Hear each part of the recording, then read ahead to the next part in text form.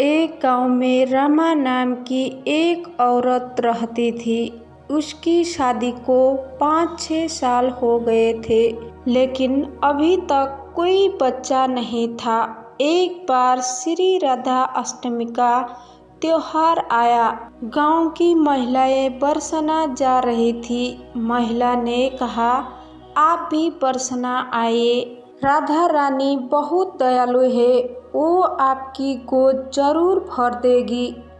वो कभी भी 7-8 दिन के लिए घर से बाहर नहीं निकली थी। उसके पति और सास ने भी उसे जाने की अनुमति दे दी। उसने मन ही मन ये निश्चय कर लिया कि राधा रानी उनकी गोद अवश्य भरेगी। जिस दिन उसे जाना था, उस दिन उसके पैर में चोट लग गई और वो चलने में असमर्थ हो गई। फिर भी वो महिलाओं के साथ यात्रा पर निकल पड़ी। पूरे रास्ते ट्रेन में राधा कृष्ण का जयकारा चलता रहा। इस प्रकार वो सभी स्त्रियों को लेकर बरसाना पहुंची। सब लोग नहा धोकर राधा जी के मंदिर जाने के लिए तैयार हो गए। जब हम राधा जी के महल में जाते हैं तो हमें बहुत सारी सीढ़ियाँ चढ़नी पड़ती है। वैसे ही वो सीढ़ियाँ चढ़ने लगी तो उन्होंने महिलाओं से कहा, आप सब लोग बढ़े, मैं धीरे धीरे सीढ़ियाँ उतर रही हूँ। पैर में चोट लगने के कारण वो चल भी नहीं पा रही थी। 2-4 सीढ़ियाँ चढ़ने के बाद उसका पैर मुड़ गया और वो नीचे गिरने लगी। तभी एक 7-8 साल की लड़की ने उसका हाथ पकड़ लिया। रमा ने कहा, बेटी, आज तुम ना होती तो मैं गिर जाती। लड़की बोली, माँ, मैं तुम्हें इस तरह कैसे गिरने दे सकती हूँ। माँ ने पूछा, बेटी, तुम्हारा नाम क्या है? वो बोली, मेरा नाम लाडू है, मैं पास में ही रहती हूँ। दोनों सीढ़ियों पर बैठ गए। लाडो कहने लगी, माँ, आप मेरे लिए क्या लाई हो? कोई जान पहचान नहीं है और लाडो ऐसे बात कर रही है। रमा ने सोचा। फिर रमा ने कहा, लाडो, मैं कल तुम्हारे लिए लाऊंगी, तुम्हें क्या पसंद है? लाडो कहती है, मुझे नाक की नथ, हार, झुमके, चूड़ियाँ, मेहंदी, घाघरा, चोली ये सब पसंद है, कुछ भी ले आओ। इतना कहकर लड़की भाग गई। किसी तरह राम भी मंदिर में दर्शन करके लौट आए। वो आकर उस लड़की के बारे में सोचने लगी और बाजार से उसके लिए एक हार और चूड़ियाँ ले आई।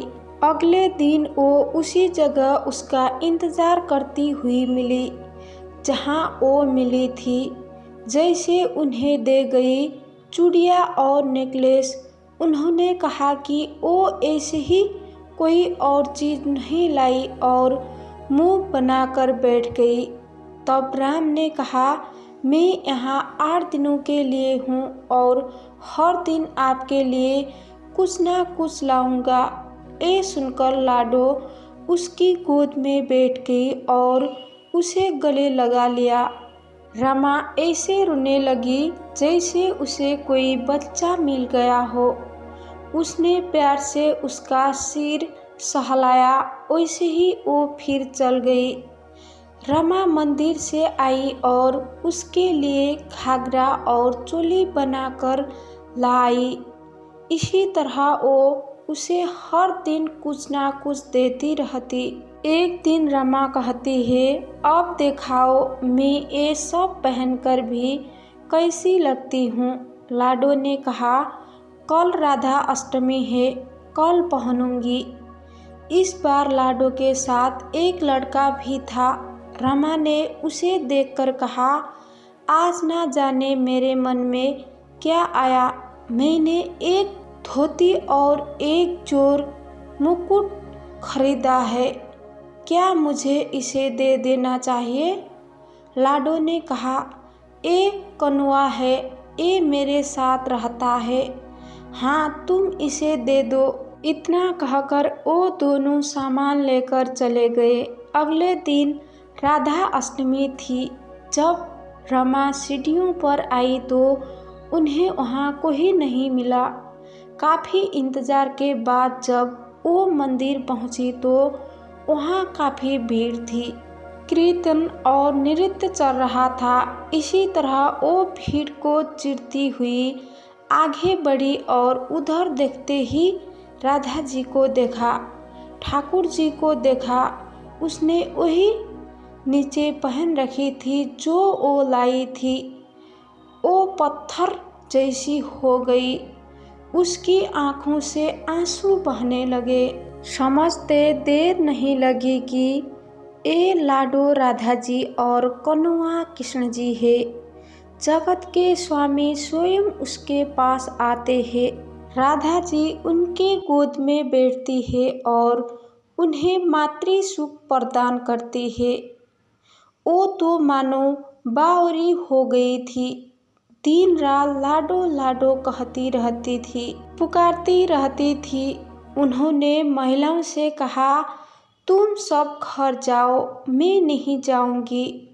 उसकी सास और पति भी उसे लेने आए, लेकिन वो साथ नहीं गई।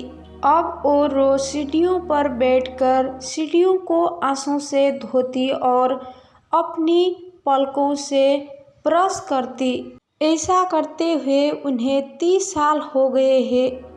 एक दिन एक लड़की उसका हाथ पकड़कर ऊपर अटारी पर ले गई। वो वहाँ गई और बोली, मैं यहाँ हूँ, आपका बेटा। ये कहकर उसने बाहें फैलाकर रमा को बुलाया और गले लगा लिया। उस दिन रमा ने मुझे ऐसे गले लगाया कि वो इस पार्थिव शरीर को छोड़कर हमेशा के लिए अपने प्रिय के पास चली गई।